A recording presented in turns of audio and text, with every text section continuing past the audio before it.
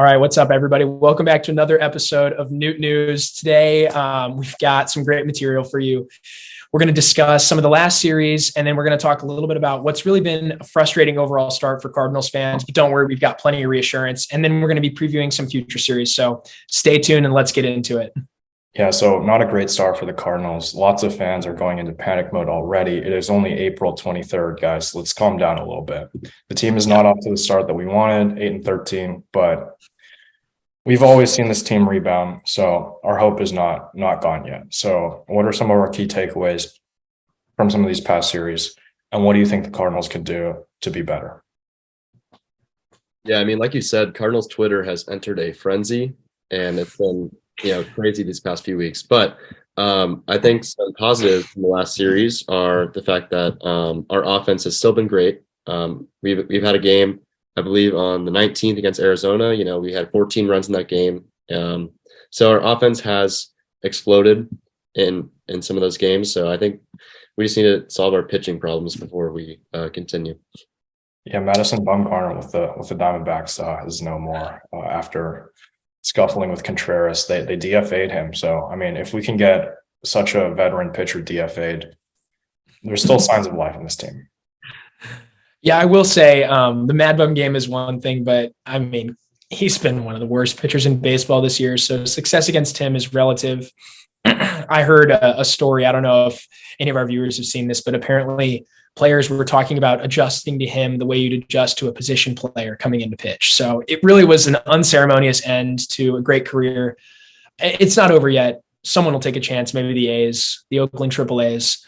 I guess the Las Vegas Triple A's. That's tough. But a note about the offense. While the offense looks good with nobody on base and the offense looks great with runners on first, with runners in scoring position this year, as I'm sure Cardinals fans you've seen, it's really frustrating. The Cardinals somehow are number 3 in average. We're number 3 in on-base percentage. We're a top 5 team in OPS, number 8 in slugging. The Cardinals they hit the ball hard. We've got one of the highest exit velocities in baseball, and yet we're outside the top 15 in runs scored. And so obviously this is something that can't continue, right? You're not going to have the 3rd highest batting average in the league and the 17th most amount of runs scored by the end of the year. That's going to change. That's all I've got. Basically, we need to be better at situational hitting. And so hopefully that's something that we see start turning soon. Miles Michaelis had an interview the other day with Bally where he was saying something along the lines of, it's a game of inches and we're just not getting it done in the right moment. And so, yeah, hopefully this is something that turns because the situational hitting has got to get better. Yeah, and in terms of individual players, Wilson Contreras has looked great. He's turned around his slow start to the season, and he's been absolutely ripping the ball recently. So I think that's one positive that we can take out of these past few series is that he's been looking amazing. And then continuing the trend with individual players, Nolan Gorman has been probably the biggest pleasant surprise of this young season. Nolan Gorman was someone coming into the year that a lot of Cardinals fans had written off already, which is crazy because he's 22 years old, a left-handed power bat with the ability to hit 40 home runs. And Cardinals fans had already forgotten about him. And that kind of shows you, Cardinals fans, you were spoiled.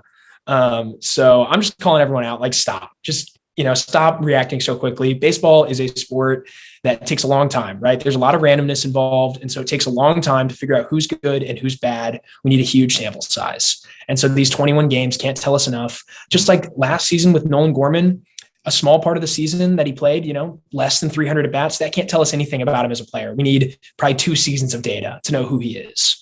And so while this is great, it looks like he's breaking out. The peripherals really support this. Very, very excited for what he can be this year. Already 20 RBIs, or 19, I guess, 5 bombs, and he is just mashing. So really excited to see what he can do the rest of the season. Yeah, he's mashing, but 2 players who are very critical to this team's success are not quite mashing as hard. Goldie and Arenado have not, I think, combined for 4 or 5 home runs this season, which is the same as Nolan Gorman. And 4, okay. Yeah. Not been hitting the ball hard really at all. Hopefully they'll figure it out because they had such great seasons last year. I know Goldschmidt's getting up there in age, and I don't really want to talk about potential regression, but I think we might be seeing some signs of that early on in this season. So what do we think about that? Well, with Goldschmidt, it's important to know, he's still hitting the ball really hard. He's had a number of sharp flyouts. He's putting the ball on the track, and it's the type of thing we know he has a lot of slow starts. Goldie's a second half guy anyway. Particularly, he's a June, July, August guy. As it heats up, Goldie heats up. That's the way he's always been throughout most of his career. That's the way he was last year. Those middle summer months carried him to his first career MVP.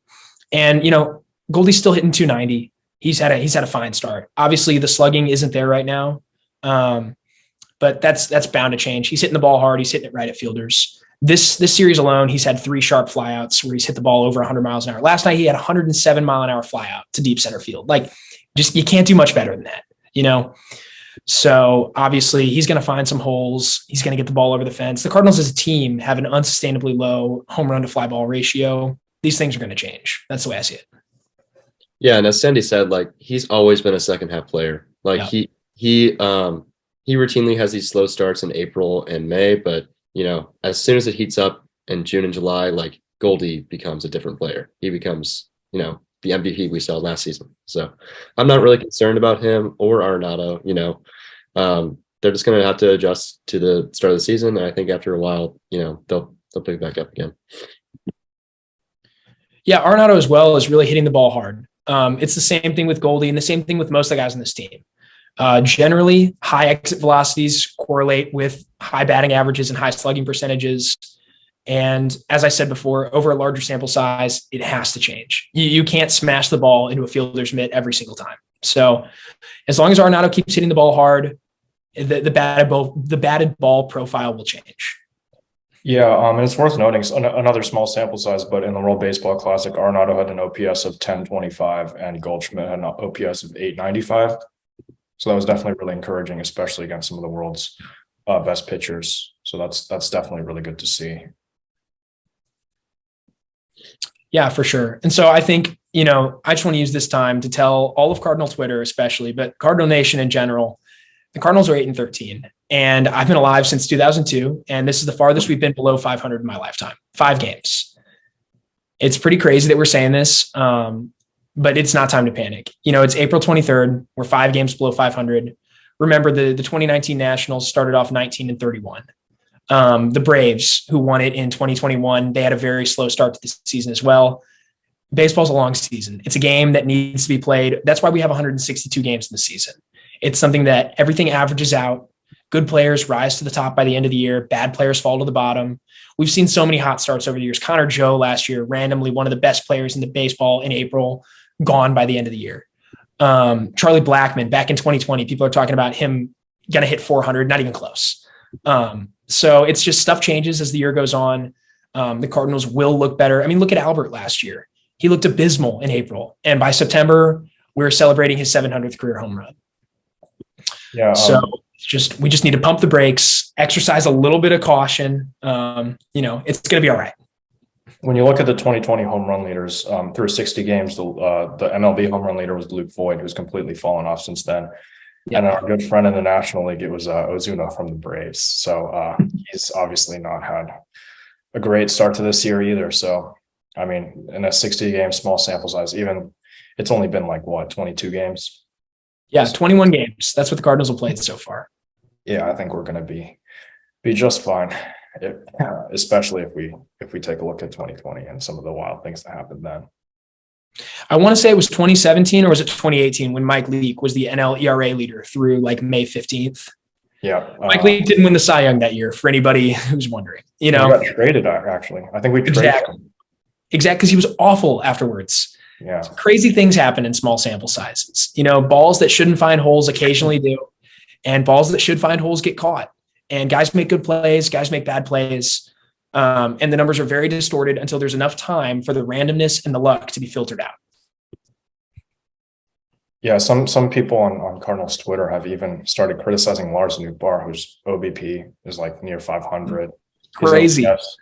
Is in the 8s. Yeah, he's hitting 190, but he's only been back for a week. It hasn't been that long since he came back from the IL. So I feel like the OBP numbers are going to go down, the average numbers are going to go up, the slugging numbers are going to go up, and he's going to continue to be exactly who we think he is. He had a couple of hard exit velo outs yesterday. He's still been hitting the ball hard. I don't think it's time to panic on Lars Nootbaar at all. And of course, he's still the same international sensation. Oh yeah, and I agree 100%. Lars just came back from the IL, so he's still gonna have time to adjust. But in terms of other players who just returned, today Paul DeJong makes his season debut. What are your thoughts on that? Paul DeJong, it's been a while since he was a useful player for the Cardinals. You'd have to look all the way back to the first half of 2019 when Paul DeJong was actually an all-star. He had a dynamite start to the season, and this seemed to be building on what was a really promising career at that point. Since then, he's not been the long-term solution the Cardinals were looking for. And his extension that was signed has drawn the ire of a lot of fans. Paul DeJong is actually a very useful player for today's discussion about sample sizes. We've got about 3.5 years now of data showing that Paul DeJong is not a great player. That's the type of sample size where you can start to criticize somebody. Okay. So for Cardinals fans watching, when you have that much data, you can start to say, okay, this player is not a useful player. That's why I don't want to hear any criticism about Dylan Carlson. I don't want to hear any criticism about Nolan Gorman or Tyler O'Neill or Lars Nootbaar or Brendan Donovan. So I wanted to stop. But getting back to Paul DeJong, sorry, I just had to say that. Getting back to Paul DeJong, obviously we're interested to see what happens. He had a small sample size acknowledged. Great start to the year in AAA. I don't know. What can you say about Paul? It's his last year, so maybe he shows something. But yeah, it seems like he's going to be a depth piece for most this season. Yeah, I mean, Taylor Motter, feel kind of bad for him because he's been everywhere throughout his career. He's probably been DFA'd more times than you can count. But he was definitely not a viable option as our backup utility middle infielder. Made a pretty bad play the other day, missing a tag. Cost the Cardinals a lot of runs. If he makes that play, if Nick Ahmed doesn't hit a double on a cricket swing, then who knows, maybe the Cardinals take another game against the Diamondbacks because they did have that 9th inning rally that wasn't enough. But I think if he continues to be that bench utility bat that the Cardinals said that he would be at the start of spring training, this team should be fine. He's starting today, which makes me nervous. He's starting over Tommy Edman at shortstop, who hit a home run yesterday. He's been on fire, and that home run was hit left-handed. So I don't really think it should matter that today's Mariners pitcher, Chris Flexen, will have him batting lefty. And he's also batting 7th ahead of Jordan Walker, who's flanked on both sides of the lineup by DeJong and on the other side by Kisner. So I don't know, maybe Jordan Walker will increase his on base a little bit because I'm not pitching to him. But yeah, hopefully DeJong is good. I don't think any Cardinal fans should be, as much as they might like to, root against one of our own players. That never makes any sense. So yeah, hopefully he can bounce back a little bit. Yeah, I agree. Even as someone who has not been on the DeJong train for a while, I hate to see Cardinals fans rooting against someone or preying on, one of our own guys' downfall. Save that energy for Cubs players. Go root against them. Go root against Cody Bellinger and Dansby Swanson. Don't bring that negativity to this team. Obviously, I want the world for Paul DeJong. I would love to see him have a huge bounce back year. I would love to see him secure a big contract somewhere in the offseason. So yeah, today I'll be watching and I'll be cheering for Paul DeJong. I think that's really important as Cardinals fans. We need to do that for all our guys. So yeah, I love what Andrew said there. And then the important thing about DeJong, actually, the thing that hasn't changed, his defense. DeJong still plays premium defense. He's a fantastic defender. He's got a good arm, great glove, lots of range. Yeah. I'm excited to see him out there. I think without the shift, we've noticed that there's more premium on range for these middle infielders since they can't just, start on the other side of the bag. They have to be able to get there after the ball's hit. So it's going to be really interesting to see DeJong playing, having to guard up the middle. I'm really excited. I'm excited to watch his work in the field. Yeah, definitely his defense can't really be questioned. Definitely an upgrade over Motter, who wasn't hitting all that well anyway. But I don't think offense is really the issue. I think we should address some of the pitching concerns that we've had. Definitely had a lot of conversations over the last couple of weeks on whether or not this pitching staff is, I think, bottom 5 in MLB is one argument that I've heard from some fans, which is I think that's premature. I think calling this pitching staff bottom 5 is definitely premature. Yeah, the results haven't been pretty so far, but it's proven. There's a lot of proven talent on this pitching staff, and that needs to be remembered. Yeah, and it's been tough because I think before yesterday's game, we only had like 2 quality starts in the first 20 games of the season, if I'm remembering that correctly. Yep, that's right. Yeah. So 2 for 21 now. Yeah, 2 for 21. So hopefully things will start to turn around pretty soon. Today's an important day for Jack Flaherty, obviously, against an important Mariners offense. So we'll see how he does today. Going to be a big start for Flaherty. We've seen him do pretty well against in his last 2 starts. I think against the Diamondbacks, he got a couple of inherited runs scored against him after Palante gave up that grand slam. I don't really blame him for those runs scoring. I think Palante is dealing with some injury issue.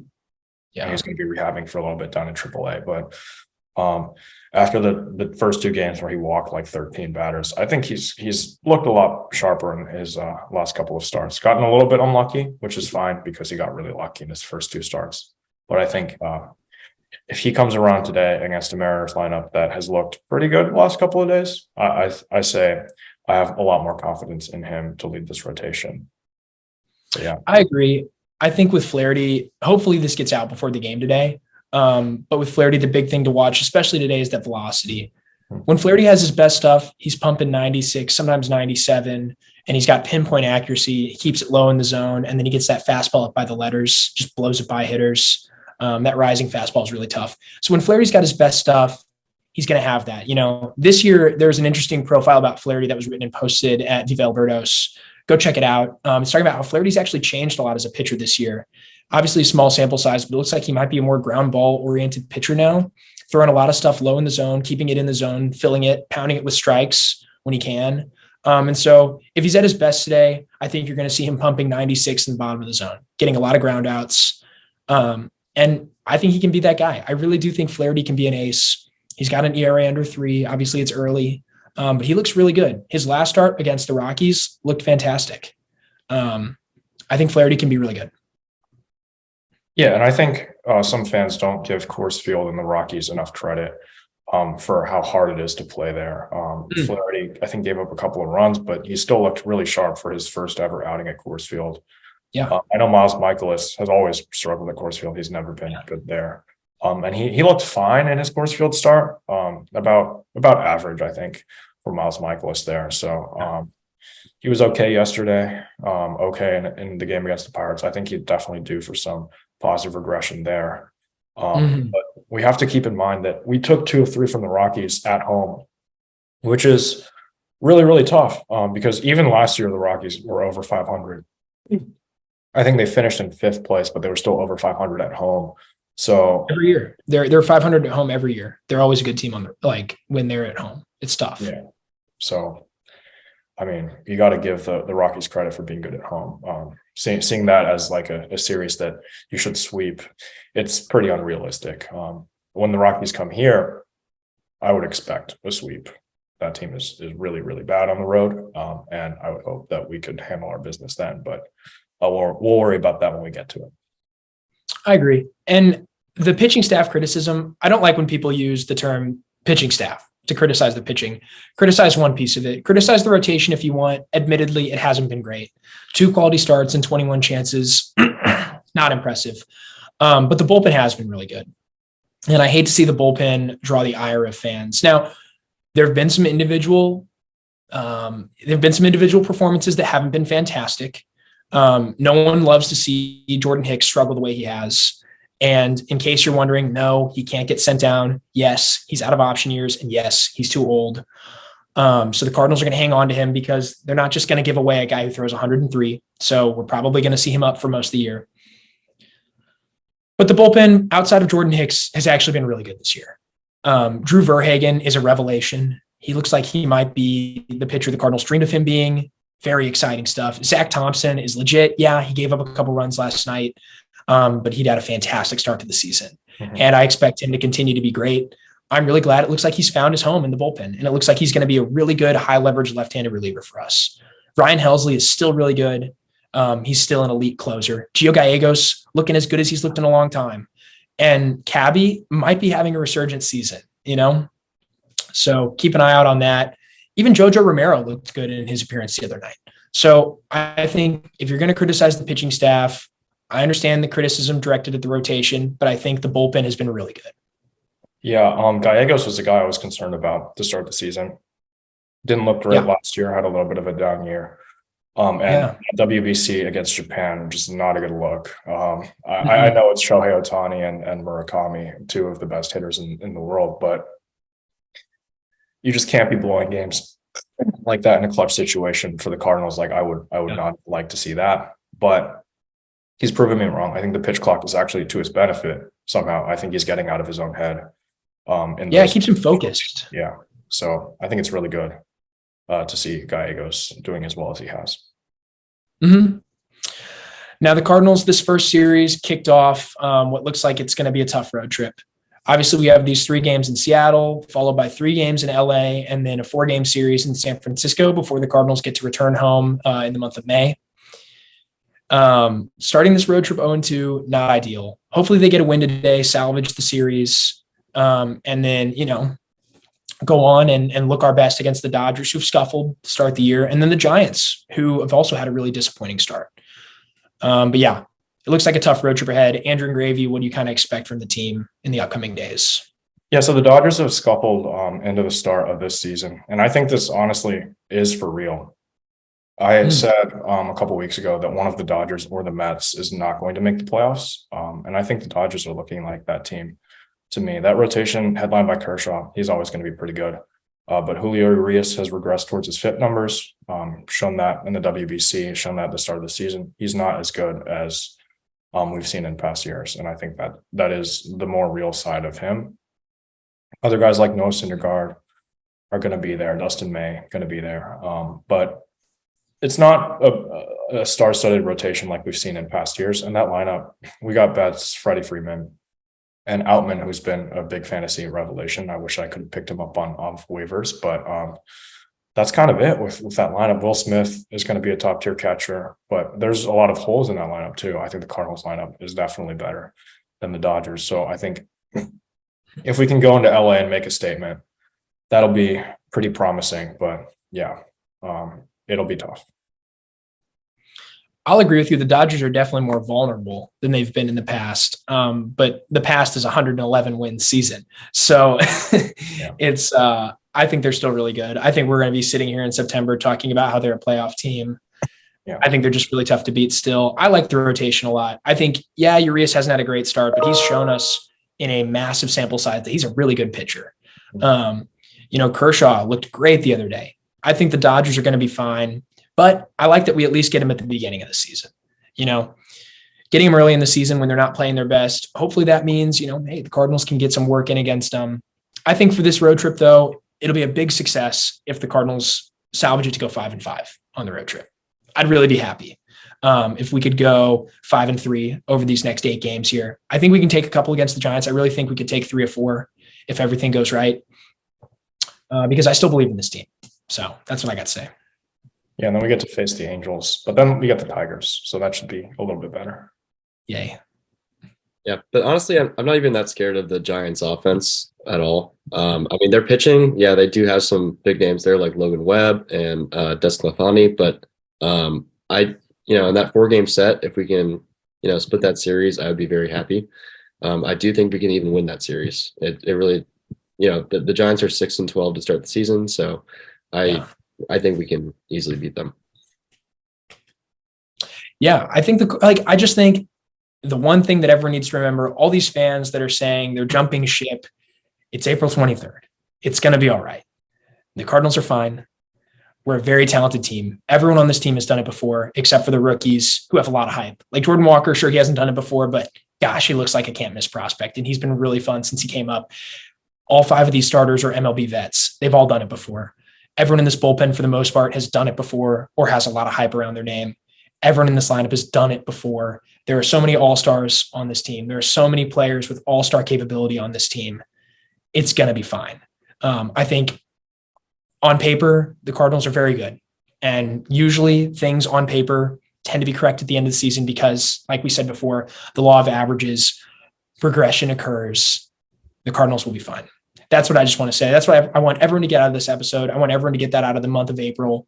The Cardinals will be okay. If this is our worst case scenario and we're only 5 games below 500, that's really good. I want to address one last concern. I've heard some people say that part of the pitching problems have been because Molina hasn't been around this season, and we have a new catcher. Some of that veteran leadership in the clubhouse has gone away. I don't agree with that at all. First of all, Miles Michaelis, who has struggled a lot out of the gate, was caught by Andrew Kisner for most of his starts last year. So that doesn't really, I don't think Molina really plays a role at all in his struggles. But what do you guys think about the potential leadership change in the clubhouse, moving from like Albert and Yachty more towards Goldie and Arenado? Sure, there's a big change, but I really do think Goldie and Arenado were super vocal last year anyway. And Adam Wainwright's still here. Adam Wainwright hasn't been healthy, and he's down in the minors right now rehabbing, but he was here at the very beginning of the year. He'll be back soon. He's almost done with his rehab assignments. There's still veteran leadership on this team from last year. And, the Cardinals have shown over the last 20 years, because they haven't had a losing season in literally forever. So people who want a continuous winner, stop complaining. You have one already. That leadership transition has already occurred plenty of times. When Albert left after 2011 to go to Anaheim, there was a big leadership change that had to happen, and new guys stepped in, and eventually they grew up to be the leaders. Matt Carpenter, rookie on the team in 2011, just appeared in a couple games. He grows into that leadership role. Adam Wainwright, when he joined the team back in 2006, he was a rookie, and so was Yachty, and they eventually became leaders. And there were other leaders on that team, like Jim Edmonds, who's in the booth now, like Jim Edmonds and Eckstein, and all those guys, Scott Rowland. So the Cardinals have already undergone plenty of leadership changes. I don't think this one is any different. The Cardinals have had plenty of legends move on, and I don't think that's a valid excuse. Yeah, sorry about that. Another important thing to note is, the pitching coach change that happened over the offseason. Like, I guess we're still getting used to, these new guys in leadership positions. So obviously that'll take a while to get used to. And probably towards the middle half of the season, that's when we'll start to see how their coaching is affecting our team. Yeah, I also don't think that there is a single chance that the Cardinals don't make a deal for a pitcher at the deadline. We have too much outfield depth. We got Nootbaar, Carlson, O'Neill, Burleson, Carlson, Walker, just like so many outfielders that we have to give up somebody for a pitcher, right? Like, obviously, I would love for that pitcher to be Shohei Ohtani, but there's other good options out there, right? Like the Marlins, I don't know if they'll shop Alcantara. They might hear us out. They haven't been off to the greatest start this season, and neither is Alcantara, right? So maybe the Marlins actually have like a 12-9 record, or like 13-9. Like, they've been great. Alcantara, though, has not been his best. You're absolutely right about that. Right. Okay, so there's Luzardo on that team, who I think can definitely be an ace type player. I don't want a player that is not going to vastly improve this pitching.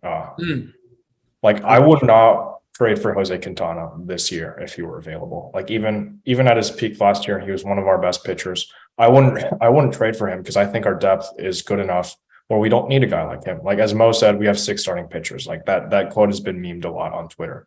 Of course, like, not all 6 of our starting pitchers have been performing very well, but I think at the trade deadline, we're going to get like an ace type pitcher, maybe a Zach Gallen, maybe a Jesus Luzardo. Maybe we'll give the Marlins even more, like that Ozuna trade. But there's guys out there that will improve this team, and it will happen at the trade deadline.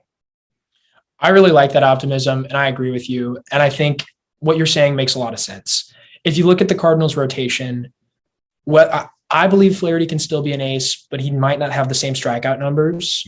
So he's probably a number 2 type at this point in his career. Miles Michaelis is a number 2 type. He's been that, kind of that 1B type of pitcher for a long time, which is great. We have a lot of mid-rotation arms, and I don't want another mid-rotation arm. If the Cardinals go out, that's why I really didn't expect the Cardinals to be on Pablo Lopez, who's had a great start, but again, small sample size, and he always seems to start hot. if the Cardinals go out, like Andrew said, and add a Quintana or like Rich Hill type player, I'm not going to be pleased. And I don't think it's going to happen. I don't think the Cardinals would give up valuable depth for that kind of guy right now because it doesn't make this team better. Number threes, number two, number three, number four type guys, usually contact pitchers. They're not those overpowering bulldogs on the mound. Usually those kind of guys are very volatile, and they might have a great year and they might have a bad year. And I think we're seeing a lot of them have bad starts. And so adding another one, that player probably doesn't make the team better. So I agree. We definitely need to add an ace if we're going to add. And I think those kind of guys are available. I believe this is Aaron Nola's walk year as well. So keep an eye on the Phillies, who also have not been off to a great start. Yeah, I mean, there's also the need for offense with runners in scoring position. And there's no better way to kill two birds with one stone than to get a guy who's an ace at the head of the rotation and is also the best player within the last decade in terms of slugging percentage with runners in scoring position. So, anyway, with that, on that note, we'll get into our hit streak game. I believe we all lost our hit streak 2 days ago, so we have a new one starting. I believe I got my pick. Did Goldschmidt get a hit yesterday? I don't think so. And I think Gravy took Newt Bar. I'm not sure if he got a hit yesterday either. I have not been keeping up with all of these games. They're not that fun to watch, but we'll be fine. Yeah, so I think Goldschmidt was hitless, left 6 on base, so that's fine. Okay, Newt Bar had 1 hit, but I think prior to this episode, we all had a little bit of a gentleman's agreement to take some fun players for today's hit streak. So, Sandy, we'll start with you. I'm going to be taking offensive powerhouse Andrew Kisner. So I'm in the lineup today and thought, wow, I need him on my hit streak squad. So, I mean, how great would it be to have a streak started by Andrew Kisner, right? Like that's a once in a lifetime event. So I will be taking Andrew Kisner. It's going to be great. I think Andrew Kisner, he's going 4 for 4 with 4 bombs today. So. All right. For me, along the similar lines, I'm going to take Paul DeYoung in his season debut. So, and I also think he's going to hit 4 home runs today. So we shall see what happens there. And I'm going to take any bench bat. So that includes for today, I think Tommy Edman, Dylan Carlson, Juan Yepes, any guy on the bench to get a hit. So if anyone on the bench wants to get a hit for me, that would be greatly appreciated. They might not even get an at bat. Who knows? Maybe Kisner is not coming out of this game. Yeah, and then he's just not coming out of the game. So maybe I won't even get an at bat today. But we're taking any bench bat to get incoming Kiz bomb. It's going to happen. Yeah, hopefully. All right. Before we wrap up this episode, I wanted to touch on our MPB news. We try to do this every week or so, just to give fans an update on what's happening overseas, because a lot of these guys are going to come over, and some of those guys, some of our guys in the U.S., they went over. So, in his first 2 minor league outings in Japan, Trevor Bauer, that's a name we haven't heard in a while, but Trevor Bauer has thrown 9+ innings, allowing just 1 run and striking out 8. This is all for minor league Japanese baseball. He increased his pitch count up to 77 in his second outing, and he nears his NPB debut for the Bay Stars. Masahiro Tanaka reached a very huge milestone, 2,500 strikeouts combined between MLB and NPB, 991 here in the US, and in Japan he has 1,509. Wow. A name to watch, Shunpeita Yamashita, in his first 3 career games. So small sample size, but in his first 3 career games, 17.1 innings pitched, 1 earned run, and 25 strikeouts through those innings. That's pretty huge. And Roki Sasaki dominated the best lineup in MPB, the SoftBank Hawks. 7 innings pitched, 3 hits, no earned runs, 1 walk, and 8 strikeouts.